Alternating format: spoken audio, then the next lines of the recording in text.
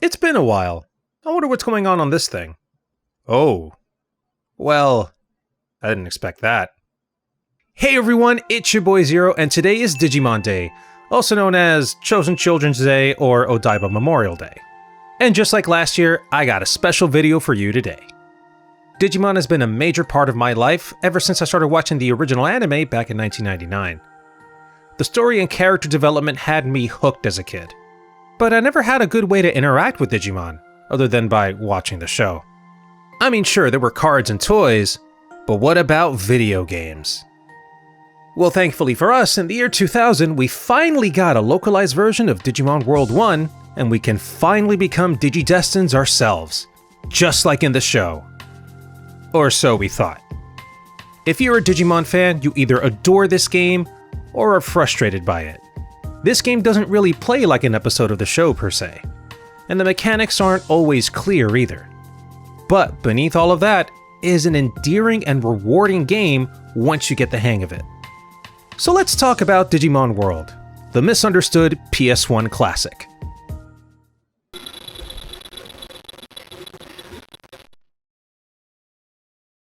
Alrighty, now before we get into the nitty-gritty of Digimon World, let's talk about the Digimon V-Pet. Back in 1997, Bandai released the Digimon V-Pet toy series in the States.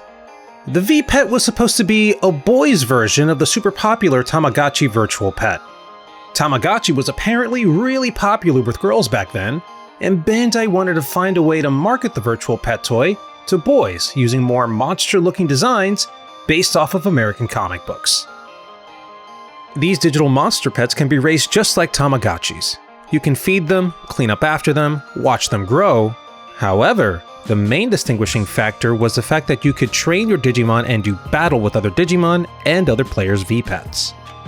There was also a little bit of story thrown into the mix. Digimon were born on the interwebs and live on an island called File Island. Sound familiar? In this world, your main objective as a Digimon tamer is to raise and train your Digimon, which will cause it to digivolve and become stronger, so that it can do battle with other Digimon. One other mechanic we need to mention is the death mechanic. That's right, in the V-Pet toys, once your Digimon reaches a certain age, it will fade away. It'll later be reborn into a new Digi-Egg. Now, depending on the way you train your baby Digimon after it hatches, may result in you getting the same Digimon you had before, or you'll get something that's completely different, as long as it's available in the V-Pet series you have. The V-Pet made it so that you always had a branching evolution line you can choose from, so every time you start over, it could be a completely new experience. Sounds like fun, right? Well, Bandai actually released a more advanced version of the V-Pet experience for the Sega Saturn, but only for Japan. In these games, you can raise multiple Digimon and do battle with your friends, but with more detail and color. You were also given a story mode that you could go through where you would fight against hackers. Bandai was on a roll, so they tasked Flying Tiger Development to develop an even more fleshed out version of this game style. A more adventure-ish version of this gameplay. A game where you, the player, are isekai'd into the digital world to physically raise your Digimon just like you do in the V-Pet and coach it through battles, praise it, scold it, feed it, train it, etc. That, my friends, is what Digimon World 1 is based off of. The V-Pet toy. By the time this game was in development, the anime hadn't even aired yet. Heck, the game released in Japan on January 28th, 1999, while the very first episode of the anime was released on March 7th, 1999. Any concepts that could have been brought over from the anime simply couldn't have happened. So with that in mind, it's no wonder that kids back in the day who likely never touched or even heard about the Digimon V-Pet would have been put off by how Digimon World worked. Heck, I was one of those kids. This game didn't give you a lot to go off by. You're simply thrown in and expected to figure things out. But luckily for you, your boy is here to make everything clearer. So let's take a digital dive into Digimon World 1. Once you go through an awesome cutscene with some questionable graphics, Digimon appears and asks you a couple of questions. Once you're done with that, you're thrown into the digital world. and your answers will either result in you getting an Agumon or Gabumon as your first Digimon.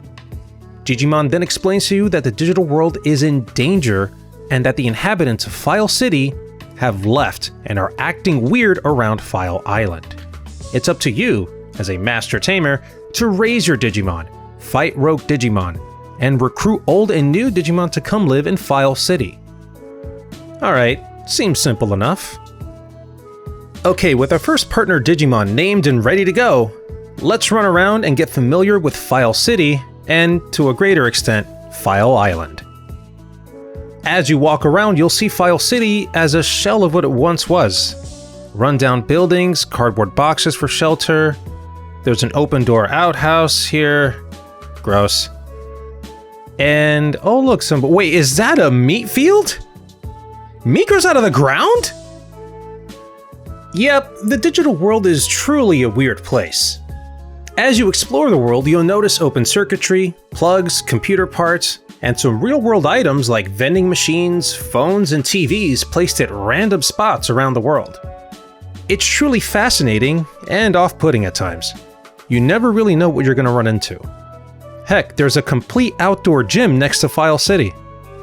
Don't worry, we'll talk more about that later. Exploring the digital world is actually one of the main factors that makes Digimon World 1 so fun to play. Every time you venture out, you're going to find food items laying on the ground like these mushrooms over here. Ooh, a piece of candy. Ooh, a piece of candy. Ooh, a piece of candy. You also have overworld Digimon to interact with. Most of them just want to fight you though, so be sure you're ready for those. Okay, just gotta sneak by these guys. Gotta time it just right. Aw, damn it. Here we go again. Each time you venture out, you're encouraged to go further and deeper into File Island to complete your main objective. And the farther you go, the more you discover. I mean, look at this. Figuring out there's an invisible bridge at the Great Canyon region blew my mind as a kid. Overdell is your haunted house region, perfect to play through during Halloween. Tropical jungle and mangrove regions acted as sort of mazes with enemies to dodge or fight. Which leads to the Dino region, where you go to get wrecked. Come on, Numamon, you got this, right? You can take on this big scary T-Rex, right? Yeah, this game can be brutal if you're not prepared. And you only have a certain amount of time to get out there and explore. So it can be quite the daunting task. What's that? Oh, why is your time limited? Well, it's because of this thing! Yep, this is your in-game clock.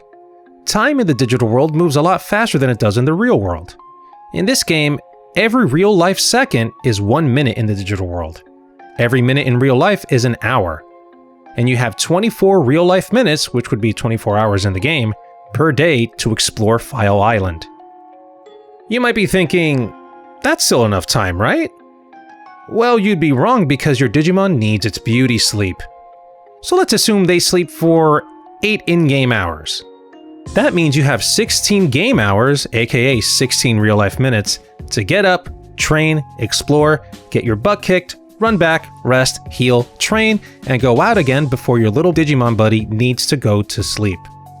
And let me tell ya, their circadian rhythm is on lock. Once that clock hits 8 or 9 p.m., they're going to bed.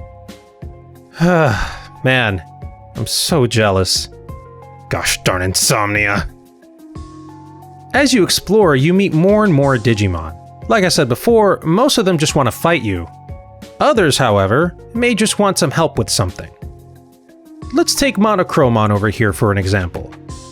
He runs a shop in the Great Canyon region that isn't doing too well. He needs help selling items. Make enough cash and he joins the city. No fighting required. As I explored more, I ended up in the dumpster, the Trash Mountain region. Same difference. Anyways, talking to these poop-like Digimon called Tsukumon, you end up finding a fishing rod, which now allows you to go out and fish. It's a neat little distraction which helps break up the monotony of doing the same thing every day over and over. Talking about minigames, heading deep into the Freezeland region, you'll find an igloo with a Penguinmon inside. He challenges you to a game of curling. Wait, what's curling? Oh, it's that weird game where you slide a stone thingy on ice and try to make it stop at certain targets. Anyways, after playing dirty and beating Penguinmon, he agrees to join the city too. There's so much to do and explore on File Island. But none of that matters if you don't raise your Digimon right. So let's talk about that. Like I said earlier in the video, Digimon World 1 is essentially a super fleshed out V-Pet. And just like the V-Pet, you gotta train your little monster buddy. Remember Green Gym? This is where a good chunk of your daily life in the digital world will be spent. Here you can train strength, defense, speed, intelligence, MP, and HP. Using any piece of training equipment will consume 1 hour of your in-game time. So use your time wisely. When you go to one of these training spots, hitting the X button will have your avatar and Digimon use the equipment. You can sit there watching them use it for as long as you like, but it won't change the results at all. Watching them is only going to consume more of your precious real life time. So just start the training and end it quickly. The points you gain will be the same. You can also try your luck with the special slot machine minigame to gain an extra boost in your training. But I never got it to work, so I just skip it. There are indeed training items that will also give you a boost in training, but you gotta be sure to eat it before you start. There are also other gyms around File Island where they specialize in certain stats, like Leomon's gym over here. The gym can be upgraded, but you gotta get the Amazing Rod, fish out Seadramon, and go to Beetleland and get Kabuterimon to come over and do it for you. Now, training is indeed tedious and boring as heck, but it's the key to beating this game. Training your Digimon's intelligence increases the chances of them learning new moves during fights. And it also gives you, the player, more commands to use during said fights. There are 3 more stats to keep track of, which are care mistakes, happiness/discipline, and weight. Happiness and discipline can be tracked using this gauge in the overworld, while weight and care mistakes are tracked in the stats menu along with your trainable stats. These stats are the key to getting your Digimon to Digivolve. Once it hits its age limit, that is. For a rookie, that's about 3 in-game days. And if your stats aren't correct, well, you may not get a desirable result. It's happening! Our boy is Digivolving! Oh, what are we gonna get? And it's... Numamon! Yeah, turns out I didn't train him enough in certain stats. But fret not, that's where our handy-dandy strategy guide comes in. Just like Digimon World 3, Digimon World also had one of those paperback guides. However, it's way too expensive. Oh yeah, I'm not gonna pay that. Not to mention, many people online have said that this guide was very misleading and not worth it. But thankfully, we now have this very useful Digivolution tool website by Sid Montauk. It helps you fine-tune and hone in on your Digimon's evolution path. It takes a lot of the guesswork out, and it's what I use to help me achieve my desired evolutions in this game. Aside from training, caring for your Digimon also means taking care of its needs. Train your Digimon too hard, and they're gonna get tired, and will need to take a rest, which will also take up in-game time. Fighting will obviously reduce your Digimon's health, but your Digimon may also get injured and sometimes get sick. So you gotta take care of it and get it treated. You gotta feed this little guy when it gets hungry, and yeah, you're gonna need to take it to the outhouse when it needs to go potty. Now, these are usually the first interactions first-time players will have with Digimon World 1, and it may have caused them to get discouraged with playing this game altogether. Not many people are gonna like playing a digital pet simulator after all. But honestly, it's one of the most rewarding aspects of Digimon World 1. You're quite literally taking care of your very own monster. You of course gotta pay attention to them, cause care mistakes can happen if you're not careful.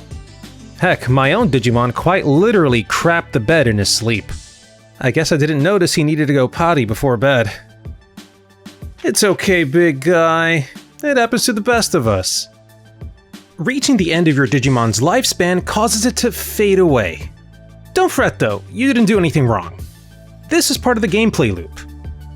This gives you, the player, the chance to try again and perhaps gain a different Digimon.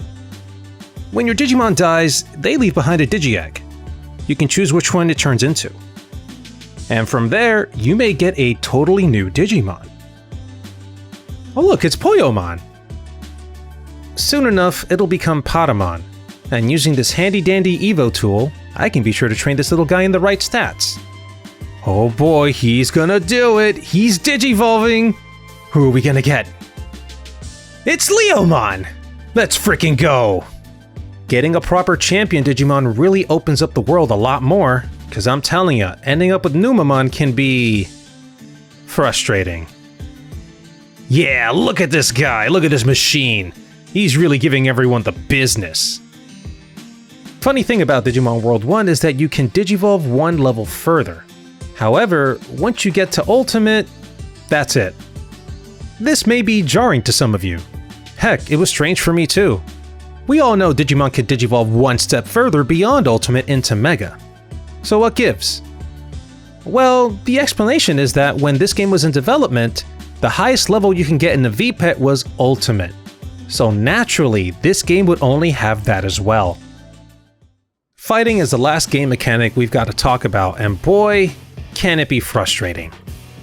Once you get into a fight, your job as the player is to coach your Digimon.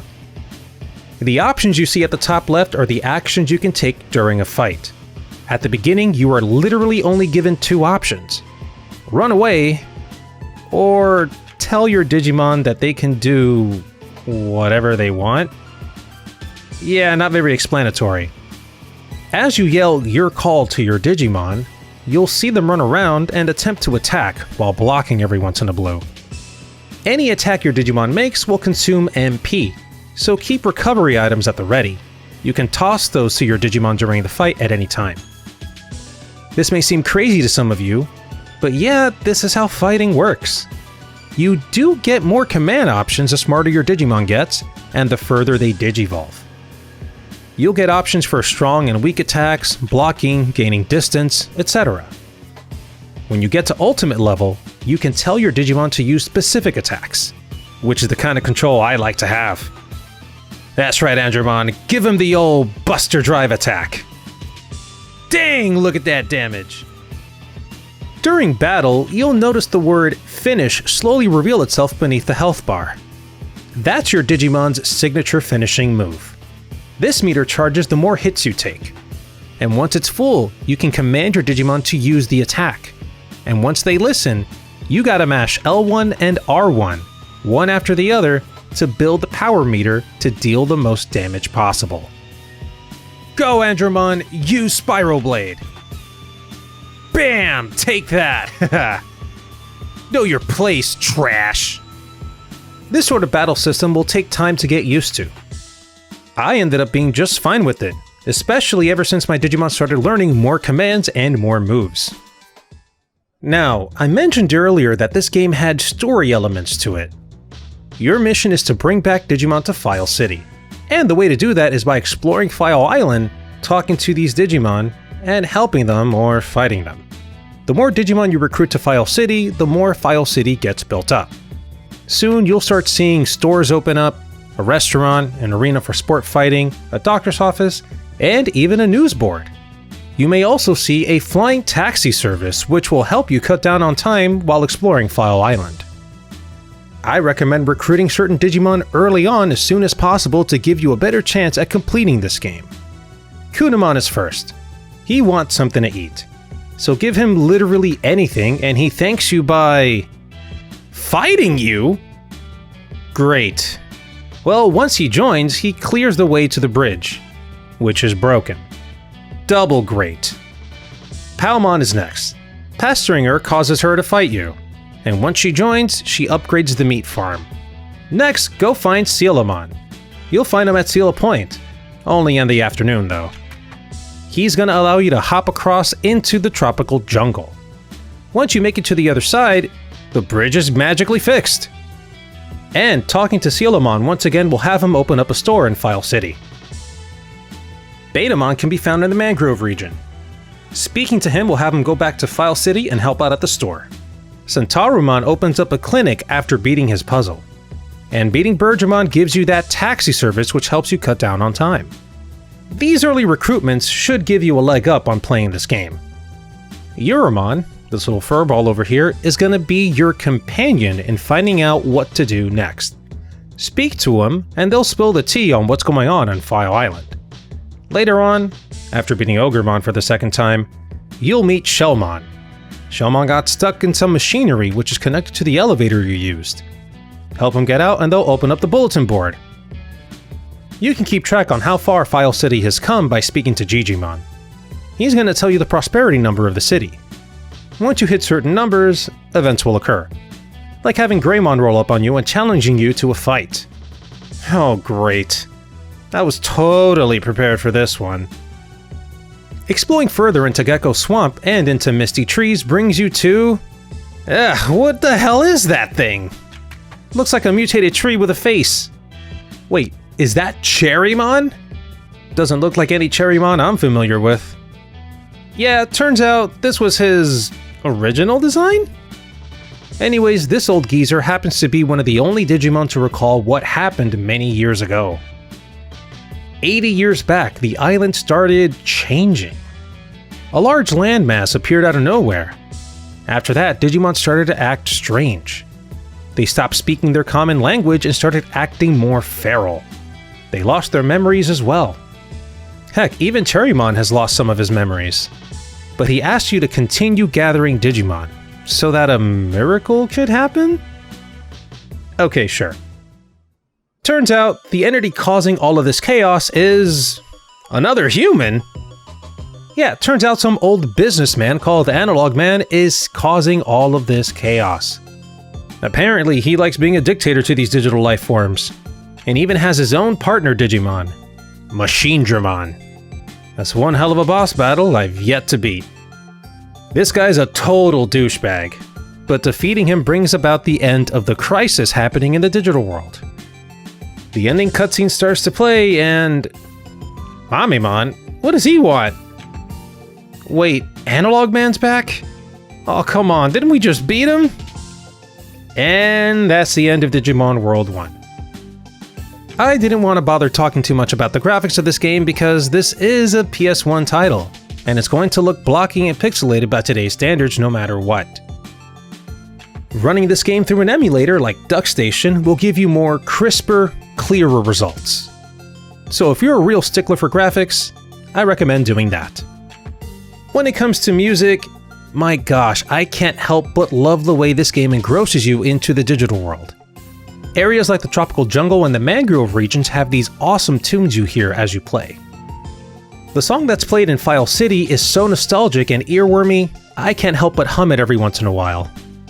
And areas that don't play music at all have awesome environmental sound effects like chirping birds in native forest and the construction sound effects you hear in the drill tunnel. The developers knew what they were doing when they gave you a good mix of both music and environmental sounds. It really helps you immerse yourself into the game, and it's one of the best aspects of Digimon World 1. And with that, I think it's a good time to end the video here. This video ended up being a little longer than anticipated, but it's quite the complicated game, and I felt like cutting out too much would have been a disservice to it. Finally, just like last time, I'm going to provide you all with my personal score. I give Digimon World 1 4 Digi-Eggs out of 5. This game is super nostalgic, and I have a blast every time I boot it up. The controls can be a bit clunky at times, especially since you don't even get analog stick control. But the sheer sense of adventure and exploration, along with raising your little monster buddy, is just fun, especially once you get used to the game. Now, I would say that a remake for this game would be required. However, there have been many other Digimon World games released within the last 15 years that could easily scratch the itch. Digimon World Redigitized was a Japan-only release, but thankfully we have a fan translation that allows you to enjoy it. It's very similar to Digimon World 1, with an even heavier focus on story and even more Digimon to raise. And then there's Digimon World Next Order, an amazing continuation of the Digimon World raising type of game. and this one allows you to raise 2 partner Digimon at the same time. This game simplifies the training mechanics, allows your Digimon to live longer as you level up your tamer, clearer instructions on how to continue, and full English voice acting, which was a major plus for me. Better yet, this game is available practically everywhere. This game is such an upgrade to the original with more characters, story, raisable Digimon, and awesome graphics and music to boot. If you wanted an upgraded version of Digimon World 1, go grab this game. Now, that's not to say I wouldn't want a remake. I would buy it in a heartbeat. However, if it's not a possibility, then I guess the next best thing is getting an official re-release through GOG. So go ahead and go to the GOG website, add yourself to the list, so that hopefully one day we can get a re-release of this game. And if you enjoyed this video, please be sure to slap the like button, mash the subscribe button, and let us know if you loved or hated this game back in the day. What did you like or dislike about it? Be sure to join our Discord, support us on Ko-fi, and we'll see you next time. Take care.